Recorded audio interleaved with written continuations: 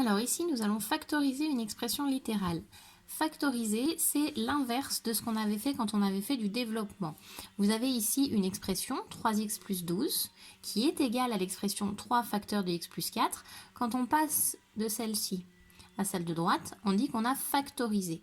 Nous, ce qu'on avait fait jusqu'ici, c'est développer, c'est-à-dire qu'on avait 3 facteurs de x plus 4. On distribue à l'intérieur de la parenthèse et ça va nous donner 3x plus 12. 3 fois x, ça fait 3x. 3 fois 4, ça fait 12.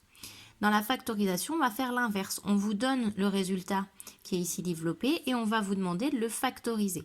Factoriser, ça veut dire trouver un facteur commun.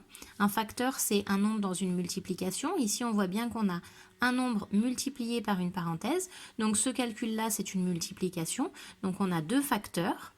Donc, on est bien sur la factorisation. Ça vient de là, ce mot-là. Donc, on va chercher ce qu'on appelle un facteur commun. Donc, dans les deux morceaux ici, on va chercher un facteur commun. Et puis, on va mettre dans la parenthèse ce qui nous reste. Je vous montre comment on fait. On va avoir 3 niveaux de difficulté. Le premier niveau de difficulté, c'est quand le facteur commun est un facteur simple. C'est-à-dire que le nombre qui va être devant la parenthèse ici, c'est soit un nombre tout seul, soit une lettre tout seul, soit un nombre, une lettre, mais on ne va pas plus loin. Je vous mets ça sur un exemple. Si on vous donne l'expression 4x moins 4y et qu'on vous demande de factoriser, la première chose à faire, on repère le signe moins ou le signe plus partout. S'il y en a plusieurs, on les repère tous. Ensuite, de chaque côté, il va falloir que l'on trouve un facteur commun, c'est-à-dire qu'il va falloir qu'on trouve le même nombre ou la même lettre. Ici, on voit très bien que c'est le 4. Le 4 est donc notre facteur commun. Donc maintenant, je vais passer à la factorisation. J'écris mon facteur commun. Je mets des parenthèses, et dans les parenthèses, je vais mettre ce qu'il reste, c'est-à-dire dans 4x, le 4, je le mets devant, donc dans ma parenthèse, il reste x. Dans 4y, mon 4, je l'ai mis devant, il reste y. Entre les deux, on avait un moins, donc dans ma parenthèse, je mets un moins. On vérifie, 4 fois x, ça fait 4x, 4 fois moins y, ça fait moins 4y, donc ça marche. Nous avons factorisé, et ici, c'est fini.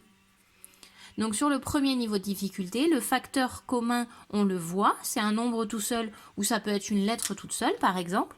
Si je vous demande de factoriser ax plus 3x, ici on repère le signe plus, on cherche le facteur commun, qu'est-ce qui est pareil des deux côtés, c'est le x. Le facteur commun, je le mets devant la parenthèse et dans la parenthèse, je mets ce qui reste. Dans ax, le x, il est devant, donc dans la parenthèse, il reste a. Dans 3x, le x, il est devant, donc il reste 3. Et entre les deux, j'avais un plus, je mets un plus. Donc ici, nous avons une factorisation que moi, j'appelle de niveau 1, puisque le facteur commun, c'est un nombre ou une lettre tout seul. Facile à repérer, puisqu'on le voit déjà ici, on va voir tout de suite ce qui est pareil. Ce que j'appelle le niveau 1,5. On est toujours sur un facteur commun simple, c'est-à-dire juste un nombre, juste une lettre. Ou si on avait eu 2x, ça marche aussi pour moi. Mais qui n'est pas apparent, c'est-à-dire qu'on ne va pas le voir directement. Par exemple, si je prends le calcul 5x, je suis en bas de la page, 5x plus 15. 5x plus 10 plutôt. Pour ne pas vous perturber davantage. Hop, 5x plus 10. Ici, on va nous demander de factoriser. Donc, je cherche le signe plus, je le repère. Et une fois que je suis là, je cherche qu'est-ce qui est pareil des deux côtés. Alors là, mon problème, c'est que je vois rien de pareil. Donc, il va falloir que je fasse apparaître quelque chose de commun, parce que sinon, je ne peux pas factoriser. Donc, ce que je vais faire, c'est que mon 10, je vais le transformer en 5 fois 2. Donc, je vais avoir 5x plus 5 fois 2. Hop. Ici, on est bien égal. 5x plus 10, 5x plus le 10, il est là. C'est bien égal, j'ai pas changé grand-chose. Je refais apparaître mon signe plus. Et de chaque côté, donc ici et ici, je cherche ce qui est en commun. Ce qui est en commun, maintenant, je le vois, c'est le 5. Donc, il va falloir qu'on fasse une décomposition, qu'on prenne les nombres, qu'on les décompose pour pouvoir faire apparaître quelque chose en commun. Et bien ici, on va pouvoir factoriser. Je mets mon facteur commun devant et dans la parenthèse, hop, je vais mettre ce qui reste. Dans 5x, si j'enlève le 5, il reste x. Dans 5 fois 2, si j'enlève le 5, il reste le fois 2, donc je mets juste le 2. Le multiplier, je ne le mets pas, parce que c'est pareil, hein, ici j'ai 5 fois x, je l'écris pas le fois, j'écris juste ce qui reste. Et entre les deux, j'avais un plus, je mets un plus. Ce qui fait, si je vérifie, 5 fois x, ça fait 5x, hop. 5 fois 2, ça fait 5 fois 2, ça fait bien 10. On a réussi, on a factorisé l'expression.